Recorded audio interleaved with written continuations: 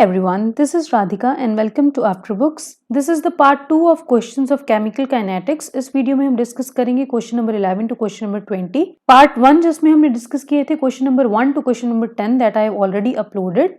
So let's start. Question number 11.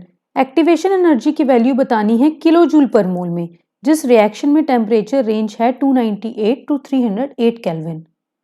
Now according to Arrhenius equation log K2 by K1 क्या है?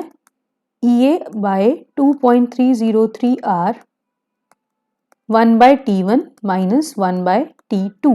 T1 की value क्या given है? 298 kelvin. T2 की value क्या गिवन है?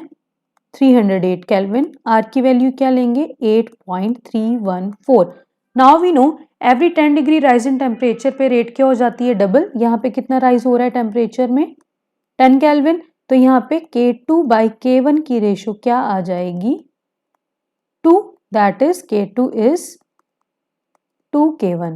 तो यहाँ पे सारी वैल्यूज को पुट करेंगे तो क्या आएगा? log 2 is equal to EA by 2.303 into 8.314 into 1 by T1 is 298 minus 1 by T2 is 308. यहां से EA की वैल्यू क्या आ जाएगी जब इस सबको सॉल्व करेंगे? log 2 is 0.3010.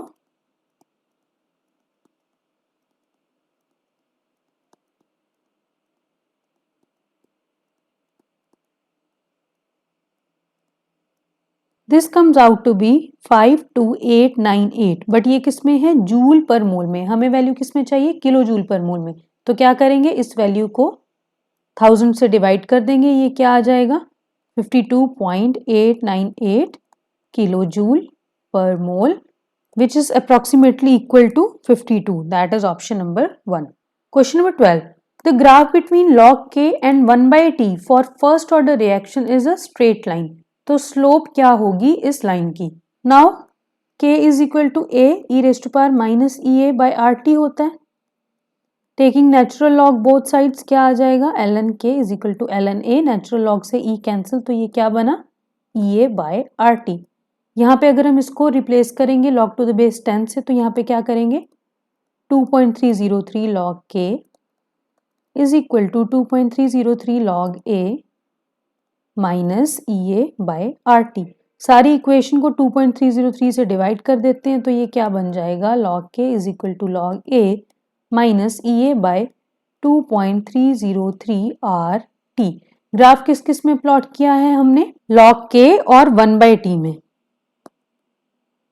और अगर हम ये इक्वेशन देखें तो ये किससे मैच करती है? y is equal to mx plus c which is the equation of straight line. तो यहाँ पे c की वैल्यू क्या आ गई? log a. That is log a is the intercept. और m की वैल्यू क्या आई?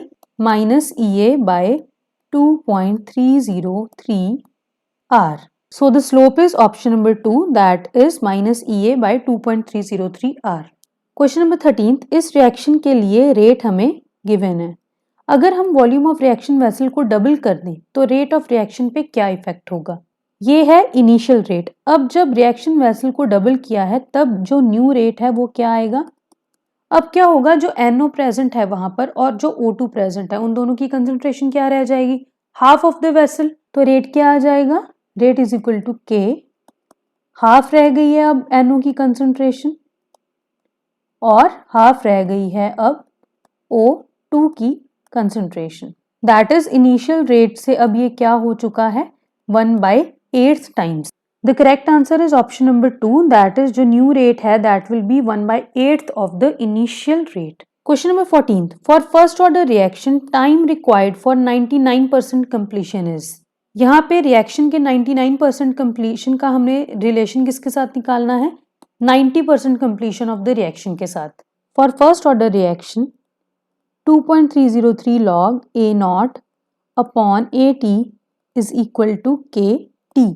अब यहाँ पे क्या गिवन है? एक बार 99% कंप्लीशन और एक बार जब रिएक्शन 90% कंप्लीट है.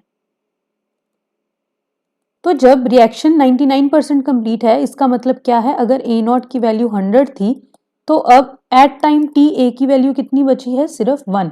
और यहाँ पे क्या है? अगर A0 की वैल्यू 100 थी तो एट टाइम T A की वैल्यू कितनी बची है यहाँ पर 10। तो ये क्या आ जाएगा 2.303 log A naught upon A T is equal to K T 1 बोल देते हैं इसको, और this will be 2.303 log A naught upon A T, इसको क्या बोलते हैं के टी 2 बोल देते हैं। तो ये क्या आएगा जब इसको सॉल्व करेंगे तो दिस विल बी लॉग 100 को क्या लिख सकते हैं लॉग 10 टू द पावर 2, 2 आगे आ जाएगा तो ये क्या बनेगा 2 log 10 minus log 1 is equal to K T 1, और यहाँ पे ये क्या बनेगा 2.303, दिस विल अगेन भी क्या 2 log 10 माइनस log 10 is equal to K T 2। ये क्या बन जाएगा यहाँ से 2.303 log 10 is 1 and log 1 is 0, तो ये क्या बना into 2 is equal to K T 1, and यहाँ पे क्या बचा log 10 इज 1, तो यहाँ पे क्या बचेगा 2 माइनस 1 दैट इज 1।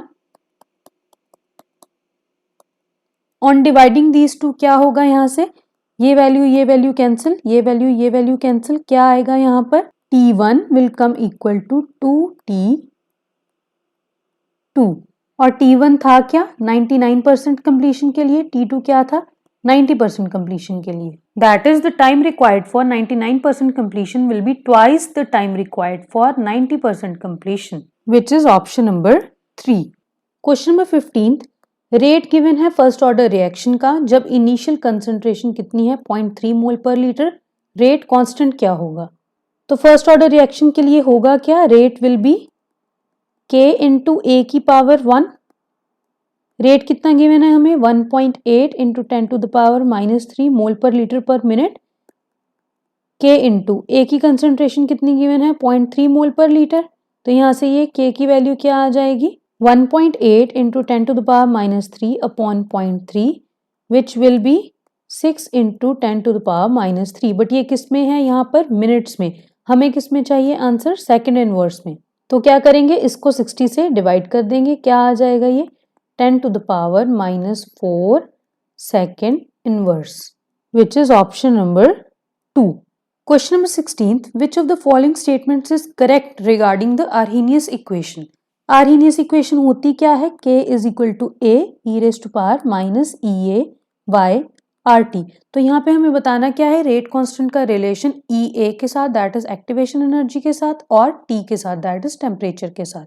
तो यहाँ पे बिकॉज माइनस साइन लगा है तो हमें क्या पता लग रहा है यहाँ से कि जो रेट कांस्टेंट है वो इंक्रीज करेगा जब ई ए की वैल्यू डिक्रीज करेगी, that is rate constant is inversely proportional to activation energy. And यहाँ पे टेम्परेचर किस में है डिनोमिनेटर में along with the negative sign in the numerator, तो यहाँ पे क्या हो जाएगा rate constant will be directly proportional to temperature, that is the rate constant increases exponentially with decreasing activation energy and increasing temperature.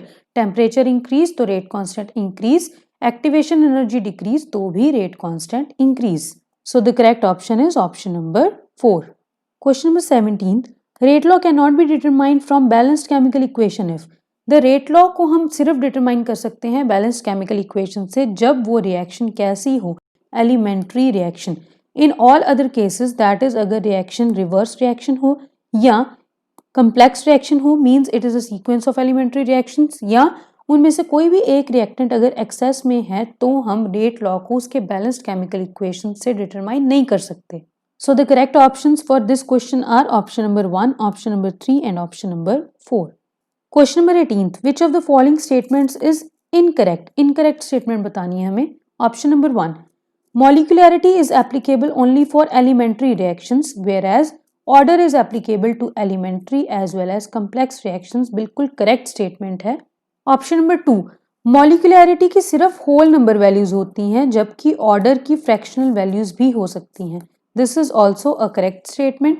Option number 3, both molecularity and order can be zero for a reaction. This is an incorrect option because molecularity of a reaction can never be zero. क्योंकि molecularity के zero होने का मतलब ये है कि कोई भी दो चीजें आपस में कोलाइड ही नहीं कर रही तो कोलिजन होगी ही नहीं तो रिएक्शन भी नहीं होगी, इसीलिए molecularity cannot be zero. So the incorrect option is option number 3. Question number 19, half life periods given है हमें क्या 1152 एंड 568 मिनट्स किसके लिए? जब कंसंट्रेशन 0.1 मोल पर लीटर है और जब कंसंट्रेशन 0.2 मोल पर लीटर है। निकालना क्या है हमें? The order of reaction. Now 2 concentrations given है, 2 हाफ टाइम्स गिवन है, तो क्या करेंगे? 2 केसेस बनाएंगे। C1 ले लेते हैं फर्स्ट कंसंट्रेशन, दैट इज 0.1 मोल पर लीटर। T हाफ क्या गिवन है हमें इसका? 1152 मिनट्स। C2 क्या गिवन है? 0.2 मोल पर लीटर। T हाफ क्या गिवन है यहाँ पे इसका? 568 minutes. And what is the relation between T half and A naught की concentration? The relation is T half is inversely proportional to A naught की concentration की power n-1। तो यहाँ से क्या आ जाएगा? T half 1 by T half 2 will be equal to C2 की power n-1 upon C1 की power n-1। यहाँ पे सारी वैल्यूज को पुट कर देंगे तो ये क्या आएगा? T half 1 is 1152, T half 2 is 568, C2 की क्या वैल्यू गिवन है? 0.2 मोल पर लीटर अपॉन C1 की क्या वैल्यू है? 0.1 मोल पर लीटर, सारे की पावर n-1। जब इन दोनों को डिवाइड करेंगे तो अप्रॉक्सीमेटली आंसर आएगा 2 और यहाँ से भी क्या आया? 2। तो बेसिस सेम है तो पावर क्या होंगी? इक्वल। तो n-1 comes equal to 1 and n comes equal to 2. That is option number 3. Question number 20. Half life period given है रेडियो एक्टिव डिके कार्बन 14 का, दैट इज 5730 ईयर्स। एक सैंपल में सिर्फ 80% कार्बन 14 फाइंड किया गया है। एस्टिमेट करनी है age of the sample. Now जितनी भी रेडियो एक्टिव रिएक्शंस होती हैं they are all first order reactions. तो फर्स्ट ऑर्डर रिएक्शन के लिए क्या होता है? K is equal to 0.693 upon T half. T half की वैल्यू गिवन क्या है? 5730 ईयर्स। तो यहाँ से K की वैल्यू क्या आ गई? 0.693 upon 5730 which is 1.2 into 10 to the power -4 year inverse. Now हमें गिवन क्या है कि 80% कार्बन 14 सैंपल में प्रेजेंट है। तो अगर A नॉट की वैल्यू 100 थी तो AT की वैल्यू क्या है? 80। और फर्स्ट ऑर्डर रिएक्शन के लिए क्या होता है? 2.303 log A naught by 80 is equal to KT। K की वैल्यू क्या गिवन है? दिस T की वैल्यू हमें कैलकुलेट करनी है। तो इसे कैसे सॉल्व करेंगे? सी log 100 अपॉन 80 को हम लिख सकते हैं log 100 माइनस log 80। log 100 को लिख सकते हैं log 10 to the power 2, ये क्या बन जाएगा? 2 log 10। और log 80 को कैसे लिख सकते हैं? log 10 into 8, तो ये क्या बन जाएगा further? log 10 plus log 8। log 10 is 1, log 8 को कैसे लिख सकते हैं? log 2 की पावर 3, ये क्या बन जाएगा? 1 plus 3 log 2। और log 2 की वैल्यू क्या होती है? 0.3010। तो यहां से ये क्या आया? 2 log 10 is 1 minus 1 plus 3 into 0.3010। तो जब इस सबको कैलकुलेट करेंगे तो वैल्यू आएगी अप्रॉक्सीमेटली 0.1। तो यहां से t की वैल्यू क्या आएगी? 2.303 into 0.1 divided by 1.2 into 10 to the power -4, which will come equal to 1846 approximately, which is option number 1. So this is it for this video. In the next video, we will discuss the MCQs related to P block elements.